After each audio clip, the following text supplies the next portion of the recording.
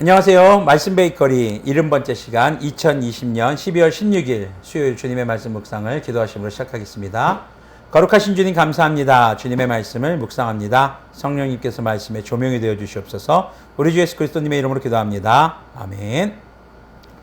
네, 오늘 보실 말씀은 베드로전서 2장 11절에서 25절까지의 말씀입니다. 표준세 번역의 성경으로 읽으면서 함께 말씀을 나누도록 하겠습니다. 먼저 11절부터 17절까지 읽도록 하겠습니다. 사랑하는 여러분, 나는 나그네와 거류민 같은 여러분에게 권합니다. 영혼을 거슬러 싸우는 육체적 정욕을 멀리 하십시오. 여러분은 이방 사람 가운데서 행실을 바르게 하십시오. 그렇게 해야 그들은 여러분대로 악을 행하는 자라고 욕하다가도 여러분의 바른 행위를 보고 하나님께서 찾아오시는 날에 하나님께 영광을 돌릴 것입니다.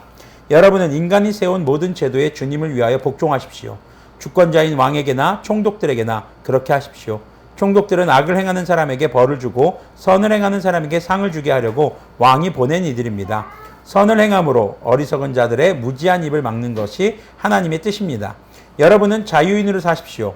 그러나 그 자유를 악을 행하는 구실로 쓰지 말고 하나님의 종으로 사십시오. 모든 사람을 존중하며 믿음의 식구들을 사랑하며 하나님을 두려워하며 왕을 공경하십시오. 자, 첫 번째 우리가 보실 하나님의 말씀은 바로 하나님의 종으로 살라는 주님의 말씀입니다. 베드로는 여전히 그리스도인들에게 나그네와 거류민과 같은 삶이라고 이야기를 하고 있습니다. 바로 이곳이 지금 우리가 현실에서 살아가는 이곳이 우리의 삶의 최종 목적지가 아니라는 것이죠. 그것을 다시 한번 상기시켜 주는 것입니다. 그리고 영혼을 거슬러 싸우는 육체 적용을 멀리하라는 말은요, 바로 영혼이라는 것은 성령님을 얘기합니다. 성령님의 충만함을 따라 살아가라는 것이죠. 성령님의 충만함은 무엇입니까? 바로 하나님의 말씀을 따라 사는 삶, 하나님의 말씀에 순종하는 삶인 것을 여러분들이 기억하시기를 바랍니다. 자, 그리고 우리는 이방 사람들 가운데서 행실을 바르게 해야 한다라고 이야기를 합니다. 당시에는요, 그리스도인이라는 것만으로도 악을 행하는 자였습니다. 당시의 사람들에게 인식은. 왜냐하면 범죄자를 추종하는 세력들이거든요. 당시 신성모독으로 죽은 예수님을 따르는 자들, 그래서 예수님을 믿는 것만으로 여론은 좋지 않았습니다. 그러나 바른 행실을 통해서 그런 사람들에게 하나님께서 찾아오시는 그 날에 바로 하나님께 영광을 돌리게 하라는 것이죠. 그리고 사회적 제도와 규범들을 잘 지킬 것을 베드로는 권면하고 있습니다. 하나님의 사람이기 때문에 더욱더 선을 행해야 하고, 그리고 세상 사람들이 정해놓은 그런 규정들과 규율들, 우리 그것을 존중하며 살아갈 줄 알아야 하는 것입니다. 선을 행함으로 또 어리석은 자들의 무지한 입을 막으려는 것이 바로 하나님의 뜻인 것이 15절에 나와 있는 말씀입니다. 그리고 하나님의 종으로 살아간다는 것은 자유롭게 살아가되 방종하지 않는 것입니다. 자유를 악을 행하는 데 사용하는 것을 우리는 방종이라고 합니다. 네, 그래서 자유롭게 살아가야 하지만 바로 다른 사람들에게 해를 끼치고 하나님의 말씀을 떠나지 말아야 하는 것이죠. 그래서 우리는 자유인이지만 하나님의 종인 것을 기억해야 합니다. 우리에게 바로 리미트가 하나 걸려 있습니다. 하나님의 말씀대로 살아가야 하는 자유인이라는 것이죠. 그리고 17절의 말씀에서 모든 사람을 존중하며 믿음의 식구들을 사랑하며, 존중과 사랑에 대해서 기억하시길 바랍니다. 우리는 그리스도인들이 아닌 사람들도 존중해 줄 수 있어야 합니다. 속된 말로 우리가 죄인들도 존중해 줄 수 있어야 한다는 것이죠. 차별금지법 이러면서 얘기하는데, 우리는 동성애자들도 또 어떤 사람들도 사회적으로는 절대 차별하지 말아야 할 것입니다. 물론 믿음 안에서 그들은 죄인입니다. 말씀 안에서 죄인입니다. 그것을 부정할 생각은 추호도 없습니다. 우리는 모든 사람들을 존중하되, 존중함과 더불어서 또 믿음의 식구들, 성도들은 서로 사랑해야 하는 것임을 기억하시고요. 또 하나님을 두려워하며 왕을 공경하십시오. 이 얘기는 우리의 두려움은 주는 하나님을 경외합니다. 그리고 그 하나님 안에서 이 땅에 세워진 왕들을 공경할 필요가 있습니다. 우리가 지난주까지 묵상했던 다니엘을 보면은 하나님을 공경하는 다니엘이었지만 이방 왕들을 공경하는 모습을 또 우리가 볼 수 있었죠. 18절부터 25절까지의 말씀도 한번 보겠습니다. 자, 하인으로 있는 여러분, 누구의 하인입니까? 하나님의 하인이죠. 극히 두려운 마음으로 주인에게 복종하십시오. 선량하고 너그러운 주인에게만 아니라 까다로운 주인에게도 그리하십시오. 하나님의 하인인데 여기서 이 말하는 하인은 바로 주인이 있는 하인, 고용인들입니다. 아마 이 말씀 묵상하는 대다수의 사람들이 고용주가 아니라 고용인들일 것입니다. 당시에는 이렇게 주인과 종이 있었죠. 하지만 지금은 이런 노예제도, 종제도가 없습니다. 그러나 지금 여러분들의 삶은 어떻습니까? 월급을 주는 사람에게 얽매여 사는, 회사에 얽매여 있든 어딘가에 매여 있는, 어쩌면 하인과 같은 삶을 사는 것은 아닐까요? 그래서 우리가 고용주들에 대할 때 그 고용주들의 요구들을 잘 맞춰주라는 것입니다. 그렇다고 해서 불법적인 일까지 맞춰주라는 얘기는 아닙니다. 자, 그래서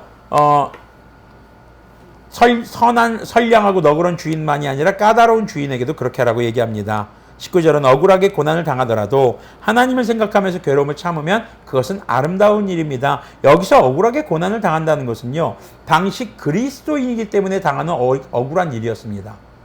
법적으로 상대방이 나에게 해를 끼치고 범죄를 저질렀다. 그럼 우리는 법적인 대응을 하는 것에 대해서는 이건 잘못된 것이 아닙니다.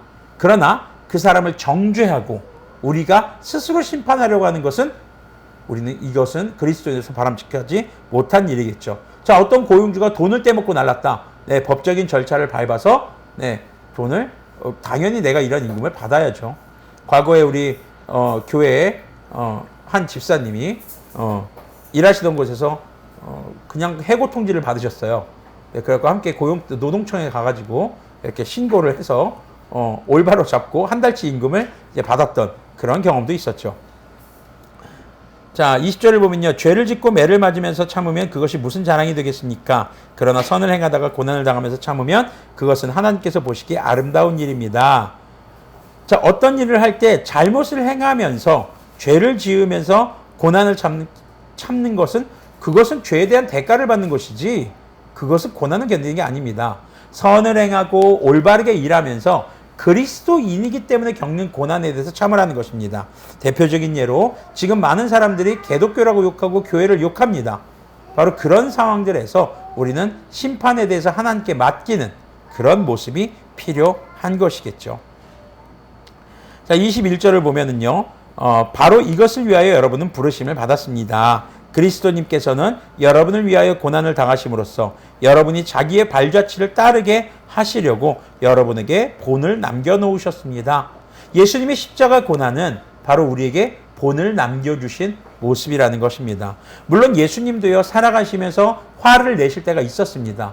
주로 누구에게 화내셨습니까? 하나님의 말씀을 왜곡하는 사람들, 성전을 더럽히는 사람들, 특히 하나님의 말씀을 이용해서 자기 의의를 세우고 사람들을 정죄하기에 바쁜 바리새인들, 서기관들, 그들에게 예수님은 뭐라고 하셨습니까? 독사의 자식들아 라고 하셨죠. 근데 이건 성경에서 굉장히 순화된 표현입니다. 원래 뉘앙스를 살리면요, 에라이 뱀 새끼들아 이거거든요. 네. 지금으로 따지면 뭡니까? 말하기 참 그렇지만 이 개새끼들아, 이런 동물 계열 욕입니다. 그렇다고 해서 여러분들에게 욕을 권장하는 건 절대 아닙니다. 네. 자, 예수님도 그렇게 분노하셨을 때는 바로 하나님의 말씀을 지키지 않는 하나님의 사람들을 보고 분노하셨습니다. 그래서 사회적 제도에 대해서는 존중할 것을 권하셨죠. 그래서 어떤 사람이 물어봅니다. 동전이 있습니다. 여기에 로마 황제의 얼굴이 새겨져 있는데 이것을 로마 황제에게 바쳐야 합니까? 주님께 헌금으로 바쳐야 합니까? 그때 예수님이 하신 말씀은 무엇입니까? 가이사의 것은 가이사에게, 황제의 것은 황제에게 주고 주님의 것은 주님께 드려라. 네, 그것이 바로 오늘 말씀에서 일맥상통하는 주님의 말씀일 것입니다. 주님께서는요, 우리에게 본을 보이셨습니다. 고난을 당하시는 것으로 본을 보이셨죠. 죄를 지으신 일이 없지만, 그 입에서는 아무런 거짓도 없었지만 모욕을 당하셨고, 그런데 그 모욕을 모욕으로 갚지 않으셨습니다. 또 고난을 당하셨지만 자기를 힘들게 하는 무리들을 위협하지 않으셨습니다. 다 정의롭게 심판하시는 하나님께 맡기셨습니다라고 23절 후반부에서는 얘기하고 있습니다. 24절을 계속 보면은요, 그는 우리 죄를 자기의 몸에 몸소 지니고서 나무에 달리셨습니다. 죄가 없으신 분인데 우리의 죄를 지고 달리셨던 것이죠.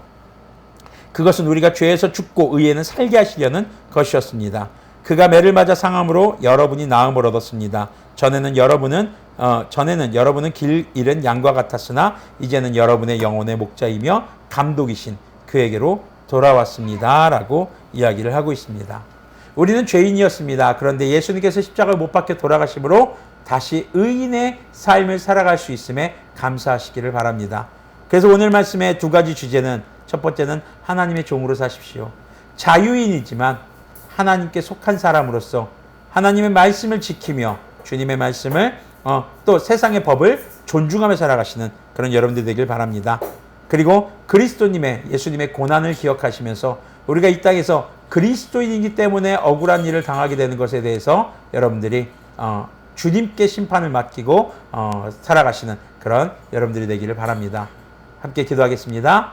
주님 감사합니다. 주님의 말씀 아버지와 묵상하며 우리가 하나님의 종으로 또 그리스도님의 고난을 기억하며 우리가 이 땅에서 세상의 법과 제도들, 사회적 규범들을 존중하되 주님의 말씀을 두려워하고 주님의 말씀을 사모하며 주님의 말씀을 행하는 삶으로 살아가게 해주시고, 어떤 경우에도 우리가 법 테두리를 벗어나서 우리가 복수하려 하지 않고 오직 주님의 심판에 맡기는, 주님의 처분에 맡기는 그런 그리스도인들이 되도록 인도하여 주시옵소서. 그래서 그리스도인이라고 교회라고 욕하는 그 사람들에게 바로 악으로 갚지 않고 선으로, 선을 행함으로써 그들의 입을 하나님께서 막아주시는 그런 놀라운 경험을 할 수 있도록 인도하여 주시옵소서. 우리 주 예수 그리스도님의 이름으로 기도합니다.